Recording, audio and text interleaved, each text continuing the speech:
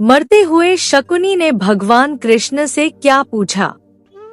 आखिर महाभारत के महान चालबाज शकुनी, जिनकी चालाकियों ने कौरव और पांडवों के बीच महायुद्ध का कारण बना, अपनी मृत्यु के समय भगवान श्री कृष्ण से ऐसा प्रश्न पूछ बैठे जिसे सुनकर स्वयं कृष्ण भी पल भर के लिए मौन हो गए। एक ऐसा प्रश्न जिसने युद्ध, छल और धर्म के मायने ही बदल दिए।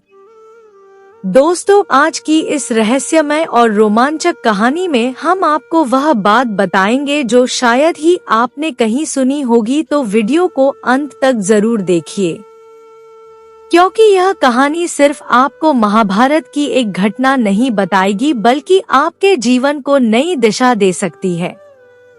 महाभारत के युद्ध के बाद कुरुक्षेत्र रक्त से लाल हो चुका था। हर जगह बस विनाश और शोक था। कौरवों का अंत हो चुका था और पांडवों ने धर्म की विजय का परचम लहराया। लेकिन युद्ध के बीच एक और कहानी चल रही थी, शकुनी की कहानी। शकुनी जो गंधार के राजा थे और अपनी बहन गांधारी के लिए कौरवों के घर से जुड़ गए थे। उनके मन में कौरवों और पांडवों दोनों के प्रति गहरा क्रोध और बदले की भावना थी। उनके छल और चालबाजी ने द्रौपदी के चीरहरण से लेकर द्यूत क्रीड़ा तक हर घटना को जन्म दिया।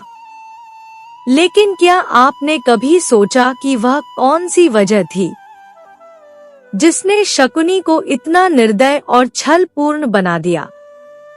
युद्ध के अंत में जब भीम ने शकुनी को मारने के लिए ललकारा, तो शकुनी जानता था कि उसका अंत निकट है। वह मुस्कुराया और बोला, मैंने जो बीज बोया था वो आज फल दे रहा है, लेकिन मुझे मौत का डर नहीं।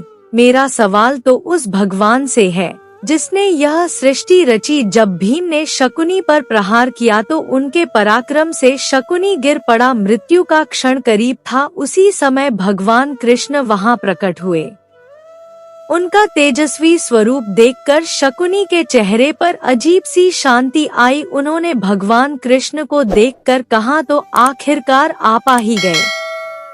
भगवान कृष्ण ने मुस्कुराते हुए कहा, शकुनी, यह जीवन तुम्हारे कर्मों का ही परिणाम था, लेकिन अब तुम्हारे पास समय नहीं है। जो पूछना है पूछ लो। शकुनी ने अपने कमजोर होते शरीर को उठाने की कोशिश की और कहा, है माधव, मैं जानता हूँ कि इस युद्ध के पीछे मेरी बड़ी भूमिका थी, लेकिन एक बात बताइए, क्या मेरा जन्म और मेरा जीवन सिर्फ इस विनाश के लिए था? अगर आप सब जानते हैं, सब कुछ नियंत्रित करते हैं, तो फिर मेरे कर्म भी आपके ही नियंत्रण में थे। क्या यह सारा खेल भी आपकी ही लीला थी? यह सवाल सुनकर भगवान कृष्ण कुछ पल के लिए मौन हो गए। चारों ओर एक गहरा सन्नाटा छा गया। ऐसा लग रहा था जैसे खुद प्रकृति भी इस प्रश्न का उत्तर सुनने को रुक गई हो। भगवान कृष्ण ने गहरी सांस ली और कहा, शकुनी, तुम्हारा प्रश्न महत्वपूर्ण है। तुम्हारा जन्म और जीवन दोनों ही तुम्हारे पूर्वजन्म के कर्मों का परिणाम थे। लेकिन याद रखो, मैंने तुम्हें केवल एक अवसर दिया। निर्णय और कर्म हमेशा तुम्हारे हाथ में थे। तुमने बदले की आग में अपने जीवन को झोंक दिया। तुमने न केवल अपने परिवार को बल्कि पूरे राष्ट्र को विनाश की ओर धकेला। यह सत्य है कि मैं सर्वशक्तिमान हूँ, लेकिन मनुष्य को उसके कर्मों की स्वतंत्रता देता हूँ। शकुनी की आंखों में आंसू आ गए। उसने कांपती हुई आवाज में पूछा, तो क्या मेरे जैसे लोगों के लिए कोई मुक्ति नहीं है? क्या मेरी आत्मा हमेशा इस पाप का भार ढोएगी? कृष्ण ने गंभीर स्वर में कहा, मुक्ति हर आत्मा का अधिकार है, लेकिन इसके लिए तुम्हें सच्चे हृदय से अपने कर्मों का पश्चाताप करना होगा। जीवन का उद्देश्य सिर्फ बदला लेना नहीं, बल्कि धर्म को समझना और उसे निभाना है। तुमने यह समझने का मौका गवा दिया, लेकिन आत्मा की यात्रा यही समाप्त नहीं होती। कृष्ण के उत्तर ने शकुनी को गहराई से प्रभावित किया। उसने अपनी अंतिम सांस लेने से पहले कहा, है माधव, मैं जानता हूँ कि मैंने जो किया वह गलत था। अगर कभी दोबारा जन्म मिले तो मैं इस पाप का प्रायश्चित करना चाहूँगा।